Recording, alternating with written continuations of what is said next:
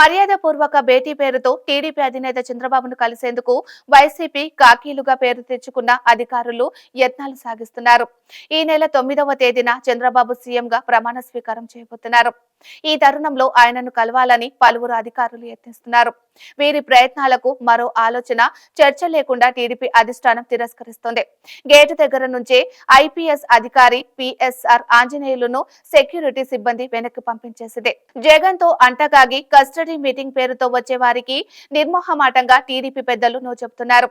చంద్రబాబును కలిసేందుకు వైసీపీ కాకిగా పేరు తెచ్చుకున్న కొల్లి రఘురామిరెడ్డి సైతం ప్రయత్నం చేస్తున్నారు. కొల్లి రఘురామిరెడ్డికి అన్ని శాఖల నుంచి తప్పిస్తూ డీజీ ఆఫీసులో రిపోర్టు చేయాలని నిన్న ఆదేశాలు ఉన్నాయి. టీడీపీ అధినేత చంద్రబాబును కలిసేందుకు ఈ రోజు అపాయింట్మెంట్ కోసం కొల్లి ప్రయత్నం చేశారు.